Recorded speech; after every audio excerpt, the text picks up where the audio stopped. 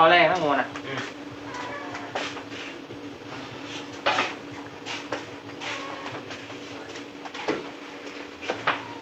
รบฮอน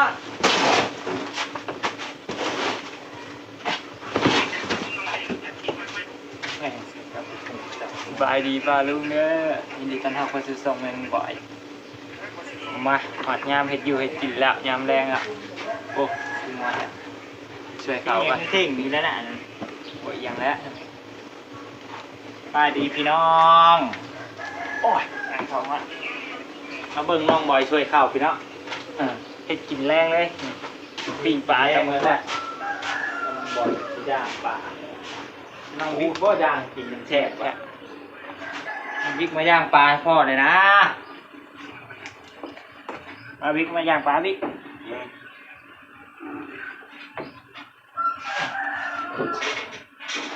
สวยงามยองหอดกินกับกล่องโอ้ยกล่องอ่ะโอ้ยย้อยไอ้ทำไมเธอคือเป็นจังซี่ล่ะเธอไม่ให้ความห่วงมือเขาเลยนะเป็นจังซี่ทำว่ามัดเลยนะนอนพอนอน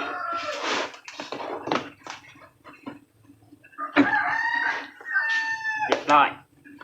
วันนี้จะมาปีป้าสวยกันเรียบร้อยเลยค่ะเรียบร้อยมาบิ๊กปีป้า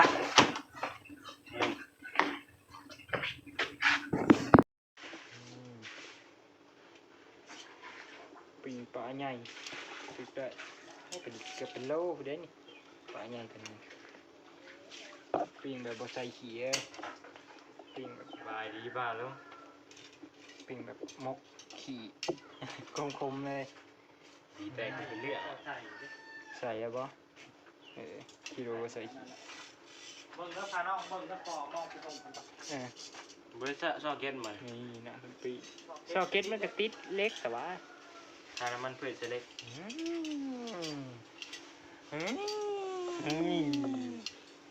ไงมาเบิ่งบิ๊กซิปิ้งปลาเป็นอะไรไม่เรียกว่าสีเหลืองงามจะดีแบบไม่งามเด้อคันเห็ดขี้ไล่กันนะคือคนเลยแล้วคันเห็ดงามจะดีก็คือคนนั่นหรือเปล่าถามมาเบิ่งบิ๊กซิปิ้งใหม่ด้วยปิ้งสุดงามจะดีปิดไว้ปิดเอาไว้นะ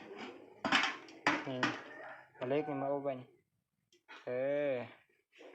มาลุ้นกันน้องบิ๊กสิเฮ็ดเป็นจังไดเรียบร้อยปิ้งปลาหางกุดหางขาดเนาะไอ้ย่าพื้นท้องรุดหางกะกุดโอ้โหเบิ่งหน้าตาคนปิ้งโอ้โหย่า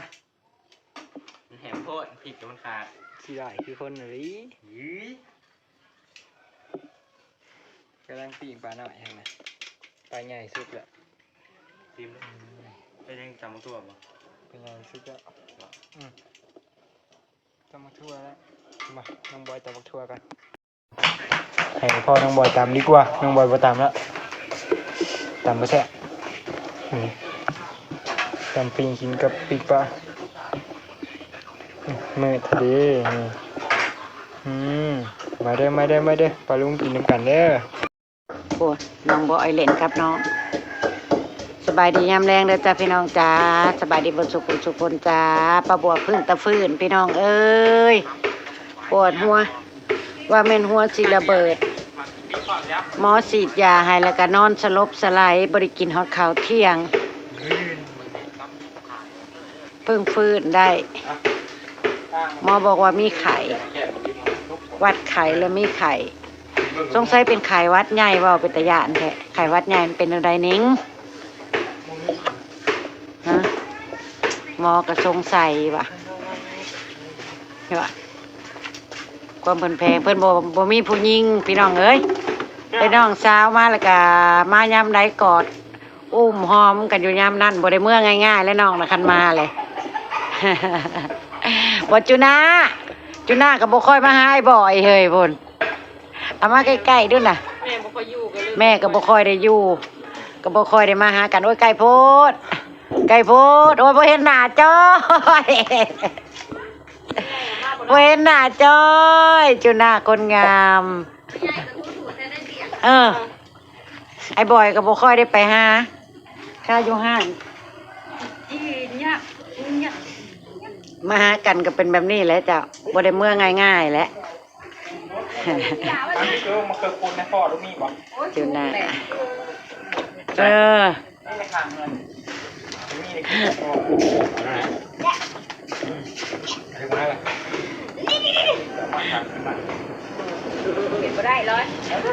โอ้บอยอันเฮ็ดนอกนะยิ้มพะหยอกกันยิ้มขี้เล่นได้จุน่านะขี้เล่นหรือเล่นขี้จ้าจุน่าตบมือตบมือแปะตบมือก่อนตบมือก่อนคนงามน้องสาวคนงามของอายบอยจ้าสวัสดีนะคือกันบอกพี่น้องสวัสดีจ้าจ้าดิจ้าดีสวยๆจ้าแต่ว่าที่สวยๆสิจุน่าทำแรงรู้อ่ะได้ป่ะบริชนเฮ้ยคันแขวเด้บริชนเบิ้งพุ่นพุ่นหน้านั่นพุ่นแก้มนั่น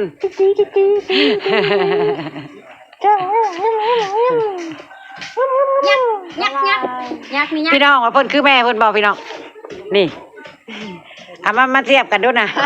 อาจุน่ากับแม่มาเทียบกันดูต้องเทียบกับแม่ใหญ่จ้ะคือจ้ะต้องเทียบกับแม่ใหญ่จ้ะกับแม่ใหญ่เพิ่นแห่งคือเนาะกับน้าสาวปะบัวนะน้องแม่ปะบัวแม่ใหญ่เพิ่นตบมือแปะตบมือแปะจะไหมไปไปลุงพรก็เฮ็ดกินแรงตำโปกโอ้ยเฮ็ดน้องนะมึงเนี่ยพี่น้องมึงเนี่ยน้องบอยเฮ็ดกับน้องนะยาน้องรุดมือชิมุกเอาหยาน้องกันเลยโอ้ยน้องก็เฮ็ดได้ก็หายเฮ็ดได้เดียวนี่ได้จุน่าบ่คัดคืนเลยบอกไปเบิ่งน้องบิ๊กกับพ่อเฮ็ดหยังอีหยังจองพ่อลูกนะเอาอีหยังให้กันรอดป้อมาอยู่นั่นนี่อันนี้นะเพื่อพ้นเพราะว่าตัวนั้นตัวลุ่มเล็กก็มีงาเข่านะใช่อันนั้นโมซุกโมตัวลุ่มนะใส่เอาซ้ำได้ละใส่ในมือนะพอแล้วมีเบอร์น่ะได้มีดนะดึงมามืดคือเหลืออยู่พี่น้องกล้องเลยพี่น้องบิ๊กจำทั่วพี่น้องนี่ลุงพ่อจำเครือคุณใช่ไหมยังปวดหัวอยู่เลยย่างอ้วยมาเมื่อกี้เนี่ยวิ่งตึบรถไปตึบปลาบักตัวผู้บ่ยังบ่เขาเจ้าเก็บไปเบิดแล้วบ่หำใช่ดึงมาให้แม่ในจังหน่วย2 หน่วยแม่นิ่งเมื่อไรได้หมดซะยังเลยโอ้ยจะบีบน้องนะผมบีบนะจุนนะแม่นิ่งเมื่อป้าแล้วได้ไหมเดี๋ยวอยู่น้ำอ้ายแล้วบ่ชนฮอดแม่ฮอดพ่อลูกขาลูกคอมบ่ชูอยู่น้ำไผก็อยู่น้ำผู้นั้นบ่รู้ลูกไทยปักคองลูกกันไทยเข็มมาลาดเนี่ยเป็นแล้วนี่เนาะไทยเข็มมาลาดเป็นจังซี่บายบายบ่อยดูบายจุ๊บเอ้ยยิ้มเห็นแขวเด้ไปบายแล้ว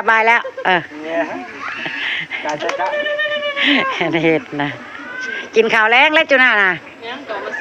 เอาคือบ่หิว3 มื้อนี่นะเฉพาะแต่9 ซ้ำนี่ว่าหิวเลยแต่9 ซ้ำนี่จุน่าให้หิวข้าวแหละได้จุน่านะแม่นบอกโอ้ยอันมัดผมนะกะมันมืดมันสะท้อนแสงพี่น้องมันมืดลุงพลเราสิตำทั่วพี่น้องตำทั่วปิ้งปลาจะบ่พิษไข่คอยบ่ตำทั่วปลาจะบ่กินเฮ้ยทั่วกินปิ้งปลาเนาะพี่น้องปิ้งปลาเห็นบ่ล่ะเห็นคือยังไผปิ้งนี่บ่ว่าน้องบิ๊กปิ้งนะน้องบิ๊กบ่เหลือแหละขนาดนี้นะไปครึ่งนึงเลยให้พี่น้องปิ้งไปน้ำซีไปน้ำสันหาย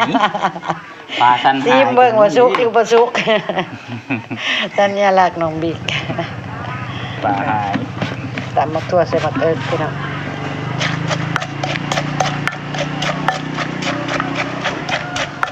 ตอนนี้ก็5 โมงแล้วกินแล้วก็แล้วเลยเนาะ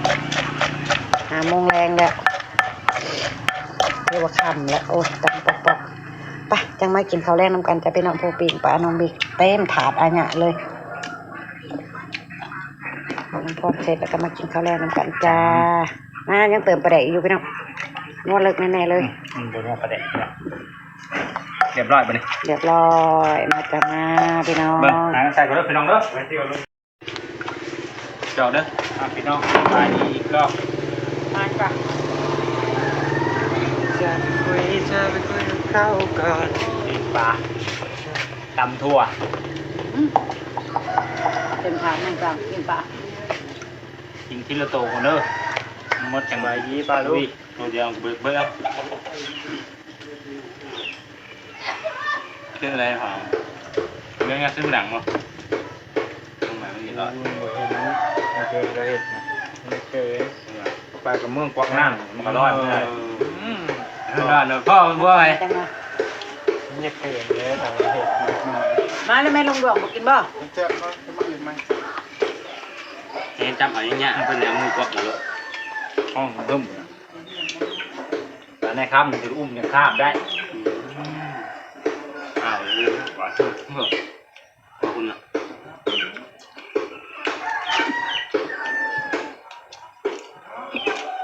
แก่เผาไปเนาะ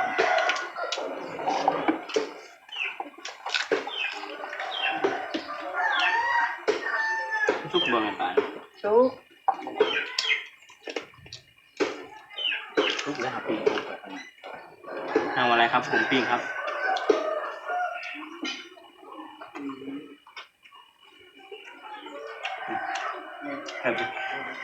นี่เหลือบนไหนบ้าง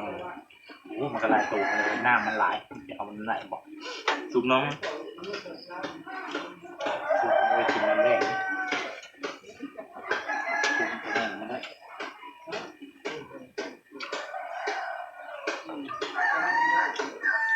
โอ้เขากระห้อนปลากระห้อนแซ่บดู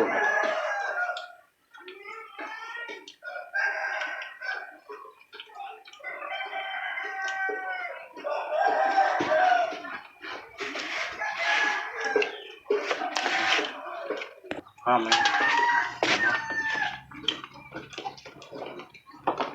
ให้ตื่นไหมให้ตื่นนอกเอาวิวจังเลย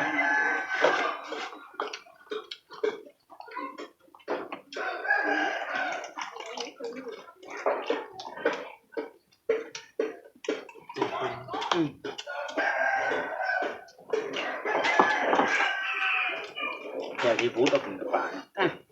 มีจุดเนี่ยแกที่พูดเนี่ยมันชุ่มเนาะมันจะตกคอง่ายก่อนเดี๋ยวกิน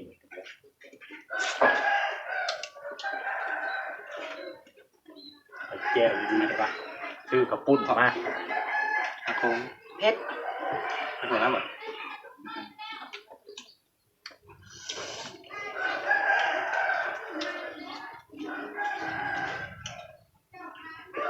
เสียงห้องคำรามไม่เลยหรือว่าจะมาตอนกลางคืนกินปลาตะเพียนไหมปลาตะเพียนมีกางหลาย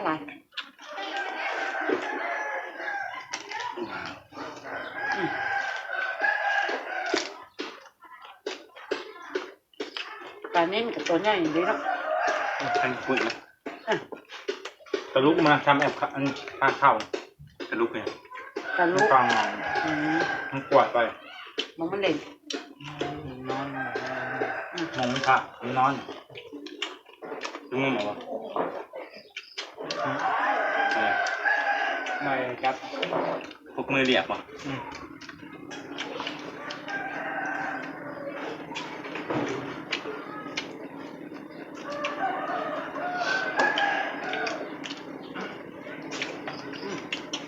มาเด้อลุงมาเด้อมากินตะเว้นนะมึงนี่ตีใจป่ะพี่ใจละใครแน่บ่ล่ะ อย่าดูดิคุณผม แสดงว่าชีลังเลอยู่ได้เนาะ มันผมมันใจได้ย่ำเล่นได้ไม่ได้ครับเอาไปใกล้อันนั้นเส้นมันก็เด้อตอนแรกกับเส้นมันก็เด้อแต่มันมาเอาใจจริงแต่มันเชื่ออะไรอยู่แล้วเอาง่ายโอ้ยได้ใช้หนักมาดีด้วยบายครับในบ้านนึงหมดแน่นอนเอาบ่เบียน แนวเขาไม่ใช่ไรใบ มาลูก ตัวแรกตัวเชฟจังเอาซาซีบอกคือเชฟไรแรงแต่เลยว่าออกกันเลยโมเล็กสลาของแต่เฮาและชุดเที่ยวได้ก็ว่ากันเงิน2,250 บาทเฮ็ดเอาบริยากถือไปเฮิ่งเฮาล่ะ จะเบียดกินไม่ได้นะเว้ย ยากเอาอะไรต่อแล้วเฮาไปหาเมียน้อยไปที่ห้อยพี่ เฮ้ยเงินดับมา2,000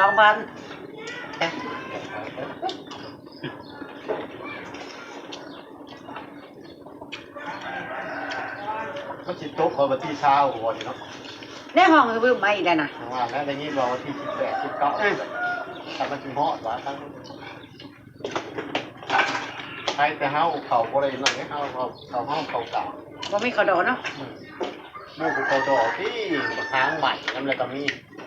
ลงมากับ ฮะ เสียบค่าพรที่ก็มีกระบะ ปล่อยเบิดกูบ่ได้เกี่ยวกันเลยขดอกูเกี่ยวแล้วกันเน่า เดี๋ยวแต่ก็เน่าคือปล่อยไปที่ว่าลงตะบันดงแล้วก็แถวแก้มทางนะเป็นโทษนี่เละอะไร เจ้าคายเขาเปียกขนาด กินปลาอยู่เด้อ มาเด้อแลม เดี๋ยวบันดงเลยข้าง มึง ลง เนี่ยปิ้งปลามาเด้อมาเด้อ กินปลาเงาเฮาอ่ะเบิ่ง ของชีผู้อบเข่าจนอบน้ำมันทัน จะเฮ็ดอยู่ใดเฮาก็ได้ เอาไปชูหม้อข้ามแก้มเบียร์นะ กระซอยว่าอย่างเฮ้ย ปิ้งปลาเอาจานมา นิ เด้อ ดนึงน้อยนึงมาให้ยำหน่อย เอาปิ้งเอาจาน ต้องพูดจัง กดหัวนิดเอาหัวใจร้อนเลยเอาแต่หัว แก้มเบียร์ แก้มเบียร์ช่วยลูกแก้มเบียร์อ้าวเอาทำบ่อยมันสิขายแม่บ่ บาดเป็นใหญ่เลยชิบเอาว่าช่วยพ่อครับโอ้ยอุ้ยเดี๋ยว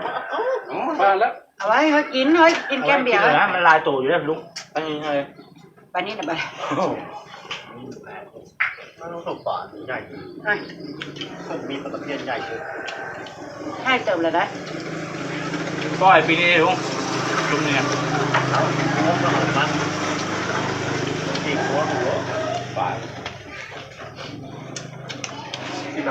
จำนี่พอดีช้อยก้อย ตัดเลยมันมีใช่ มาก้อยกว่าเกิดจังมึกเขาว่าม่อน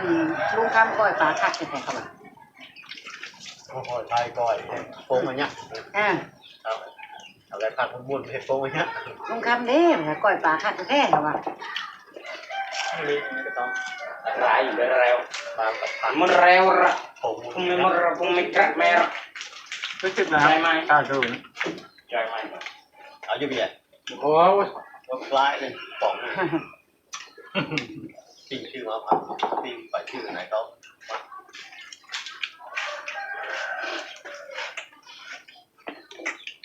กำลังเจ้าหนุ่มบอลนะแน่นอนเลยนะ